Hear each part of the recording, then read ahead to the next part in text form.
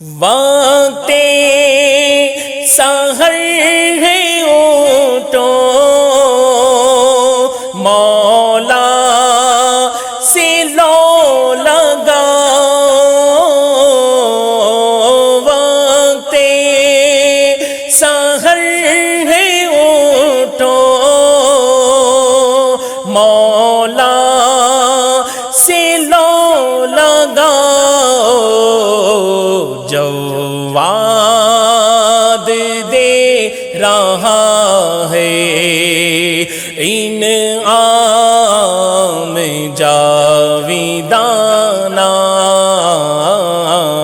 جواد دے رہا ہے انعام جاویدانہ۔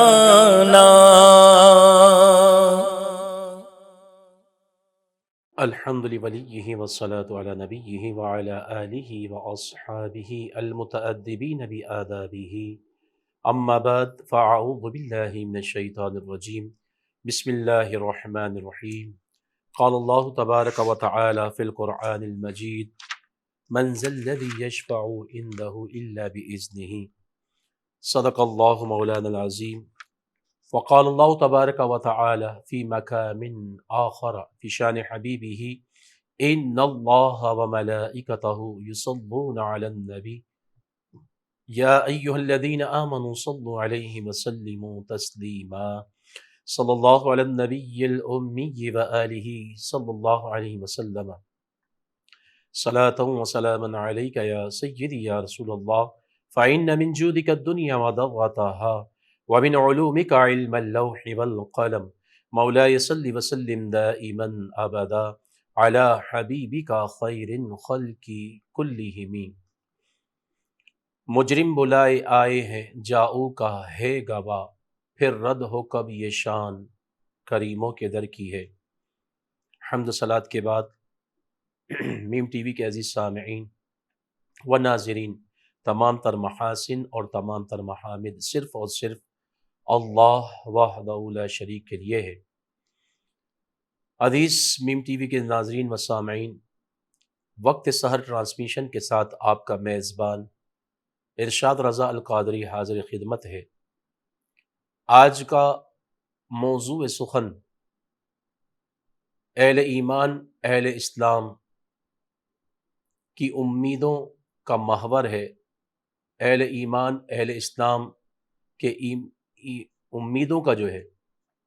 وہ محور، منبع ہے، مرکز ہے۔ میری مراد جو ہے وہ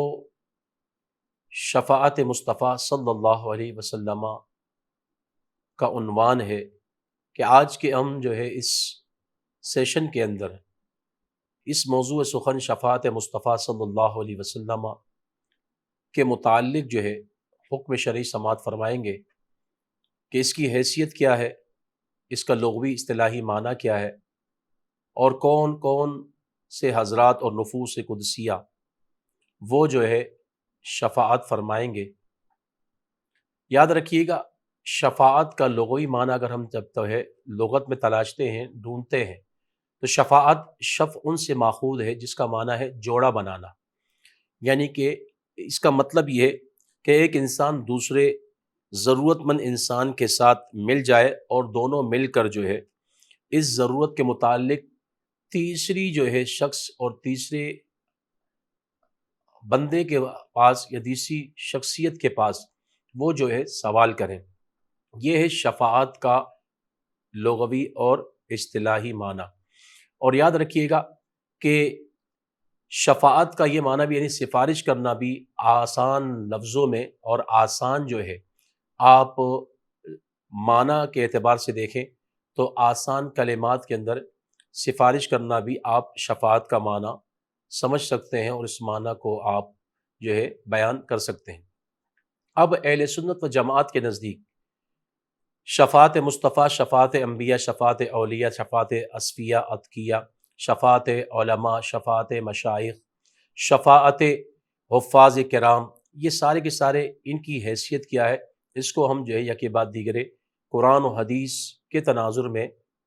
سماعت فرمائیں گے۔ یاد رکھیے گا، اللہ تبارک و تعالیٰ نے اپنے محبوب کو یہ اختیار دیا ہے، یہ اذن دیا ہے کہ وہ رب کی بارگاہ میں شفاعت کرے گناہ گاروں کے متعلق، اور جو سیاہکار ہیں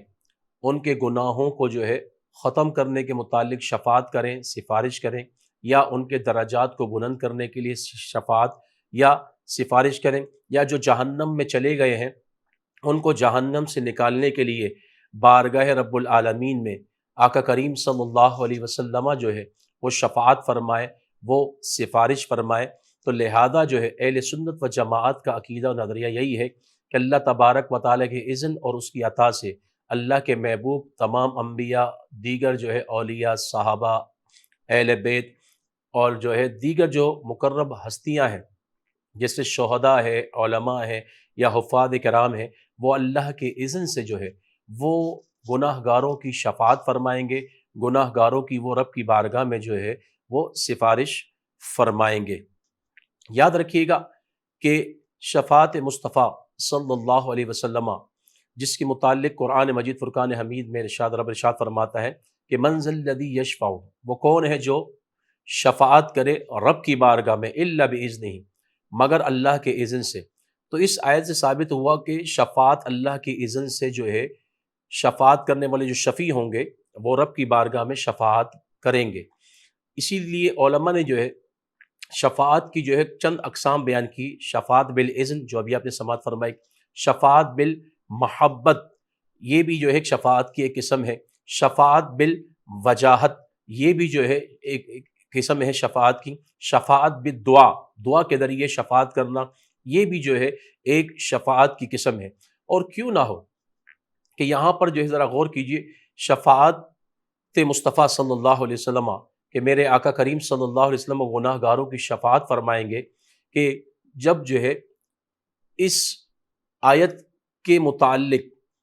جب معراج کی رات میرے آقا کریم صلی اللہ علیہ وسلم اپنی امت کا کس قدر جو ہے خیال فرما رہے ہیں کہ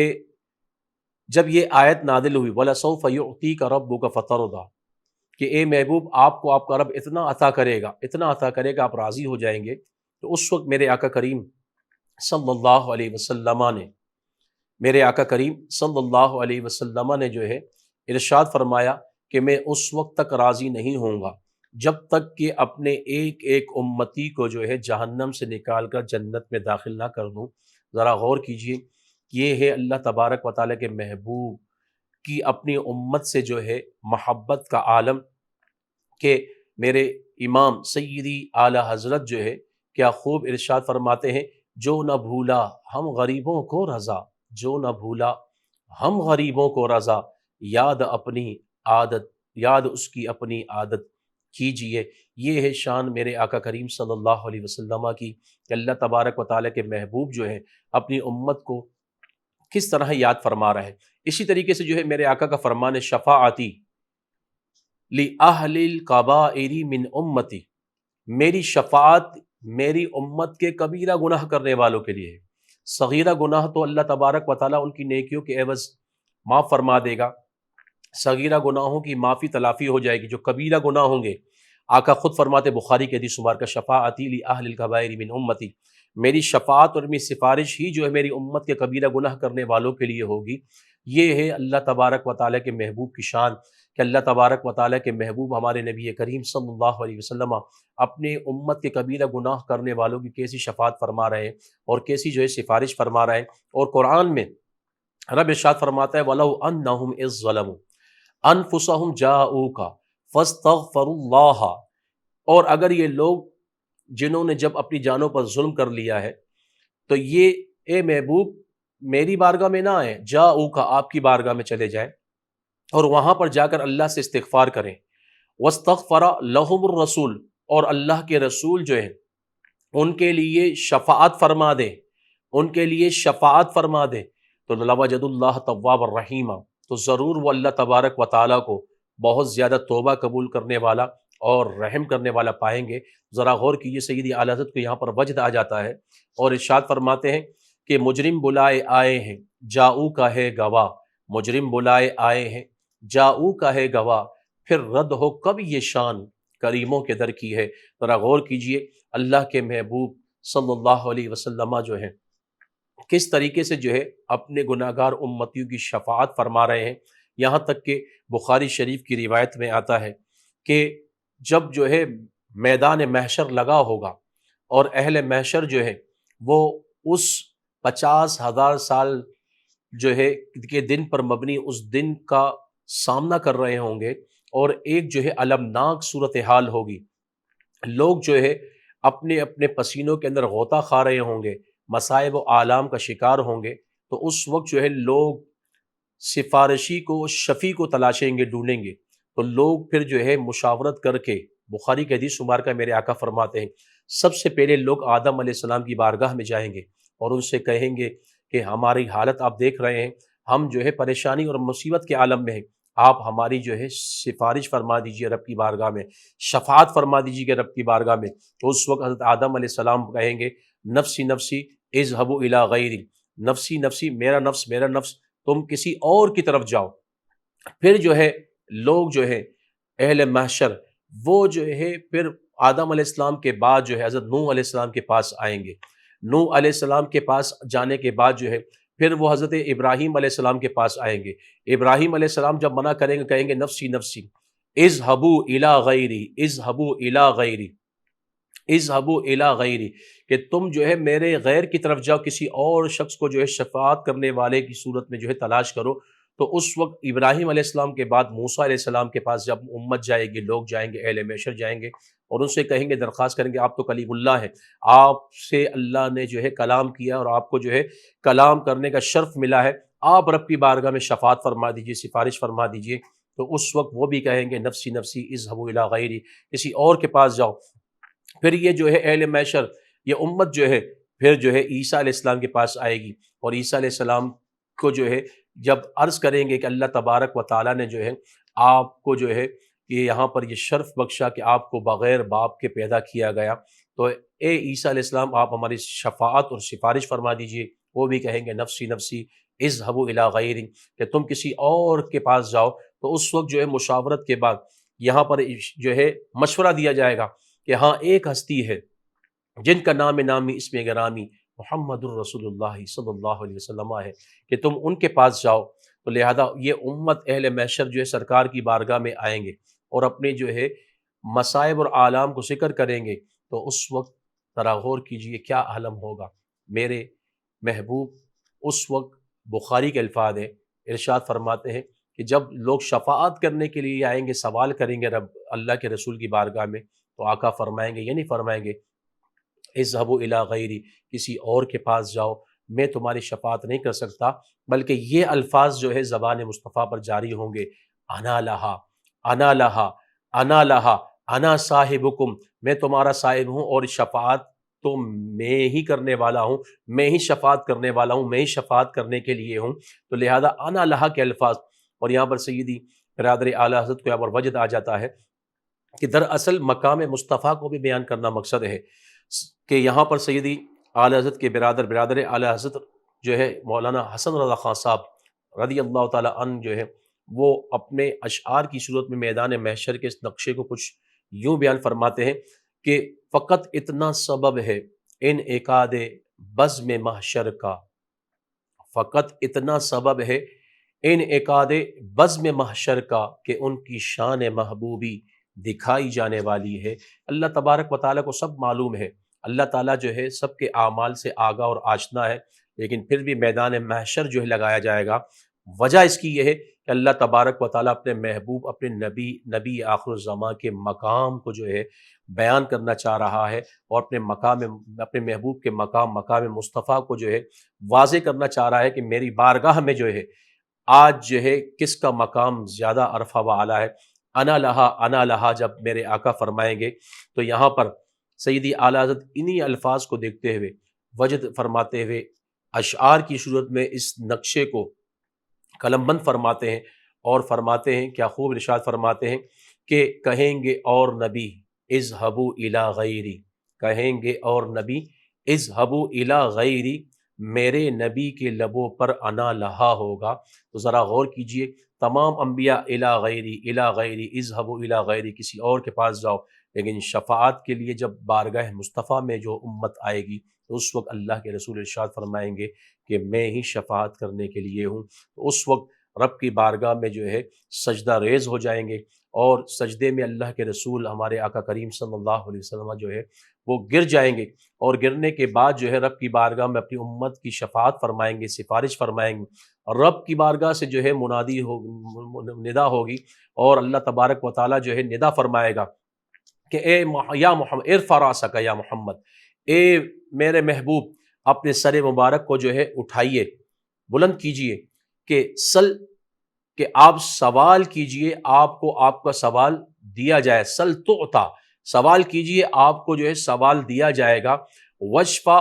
تشفا، اور جو ہے آپ جو ہے شفاعت کیجئے، آپ کی شفاعت قبول کی جائے گی۔ تو لہذا اللہ کے رسول اس طریقے سے سجدے میں پڑے رہیں گے، اور پھر اللہ تعالیٰ اپنے محبوب کی اس ادا کی بنا پر امت کو جو ہے اس عذاب سے، اس مصائب اور آلام کی کیفیت سے نجات فراہم فرمائے گا۔ تو لہذا جو ہے شفاعت کا دروازہ، شفاعت کا باب جو ہے کھولنے والے سب سے پہلے اللہ کے رسول ہمارے نبی کریم صلی اللہ علیہ وسلم کی ذات مقدسہ ہے۔ اس کے بعد پھر جو ہے دیگر انبیاء شفاعت فرمائیں گے، یہاں تک کہ پھر صحابہ کرام علیہ رضوان، پھر اولیاء کاملین جو ہے شفاعت فرمائیں گے، یہاں تک کہ حدیثوں میں جو آتا ہے کہ یہاں پر ایک حافظ قرآن جس کے سینے میں قرآن محفوظ ہے، وہ اپنے ان 10 گھر کے افراد کی شفاعت اور سفارش فرمائے گا کہ جس پر جہنم واجب ہو چکی ہوگی۔ یہ ہے ایک حافظ قرآن کی شان، اس کا مقام۔ شہید کے بارے میں آتا ہے کہ شہید اپنے جو ہے گھر اور کنبے اور جو ہے قبیلے کے افراد میں سے، خاندان والوں میں سے 70 افراد کی جو ہے وہ شفاعت اور سفارش رب کی بارگاہ میں فرمائے گا۔ پھر آگے چلیے کہ یہاں پر جو ہے علماء کی بات جب آتی ہے تو علماء کی شان ہی کچھ نرالی ہے، علماء کا مقام ہی کچھ نرالا ہے کہ یہاں پر علماء کو جو ہے جنت کے دروازے پر روک لیا جائے گا، اور پھر جو ہے ان سے کہا جائے گا کہ گروہ علماء، کہ آپ جو ہے اپنے دنیا میں جس نے آپ کے ساتھ نیکی کی ہے، بلائی کی ہے، کہ جنہوں نے آپ کو وضو کا سامان فراہم کر دیا، کس نے آپ کو جو ہے کوئی اور جو ہے سہولت فراہم کر دی، کوئی نیکی کی ہو، تو لہذا ہر شخص جس نے تم گروہ علماء کے ساتھ نیکی کی ہے، ان کی شفاعت کرو اور ان کو جو ہے جنت میں داخل فرما دو۔ یہاں تک کہ روایت میں یہ بھی آتا ہے کہ ایک کچا بچہ جو کہ ناقص الخلقت اور دنیا میں جو ہے وہ پوری طرح پیدا بھی نہیں ہوا تھا، اور جو ہے دنیا میں صحیح معنی میں وہ متولد ہی نہیں ہوا تھا، وہ کچا بچہ جو ہے اپنے رب کی بارگاہ میں جو ہے جھگڑا کرے گا۔ نزا کا لفظ ہے حدیث میں کہ وہ نزا کرے گا، جھگڑا کرے گا۔ رب اس کو جب جنت میں جانے کا حکم دے گا تو رب سے جو ہے وہ جھگڑا کرے گا، اور جو ہے وہ رب کی بارگاہ میں جو ہے سفارش کرے گا اور سوال کرے گا کہ اے مولا،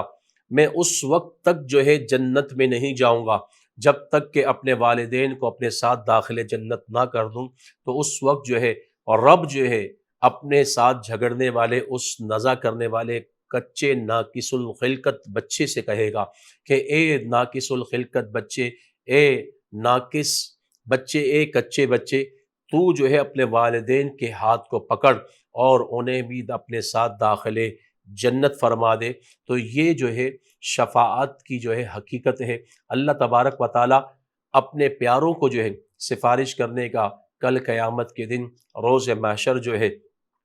وہ جو ہے اذن عطا فرمائے گا، اور شفاعت کرنے کا جو ہے یہ حق انہیں عطا فرمائے گا کہ وہ اپنے جو ہے جاننے والوں کو، اپنے پیاروں کی وہ شفاعت کریں، سفارش کریں۔ اور سب سے بڑھ کر اللہ کے رسول کی شفاعت ہوگی کہ خود میرے آقا کریم صلی اللہ علیہ وسلم کا فرمان جو آپ نے سماعت فرمایا، شفاعتی لأہل الکبائر من امتی، میری شفاعت تو ہوگی ہی میری امت کے کبیرہ گناہ کرنے والوں کے لیے۔ تو اللہ تعالیٰ کی بارگاہ میں ہم یہی دعا کرتے ہیں، مولا کل قیامت کے دن، مولا قیامت کی جو ہے ندامت سے ہمیں محفوظ فرما، اس المناک صورتحال سے ہمیں محفوظ فرما، وہاں کے مصائب و آلام سے ہمیں محفوظ فرما، اور اپنے نبی کی شفاعت عظمیٰ اور شفاعت کبریٰ ہم گناہ گاروں کے حق میں جو ہے قبول فرما۔ آمین آمین آمین بجاہ النبی الامین وآخر دعوانا ان الحمدللہ رب العالمین۔ جواد دے رہا ہے انعام جاویداں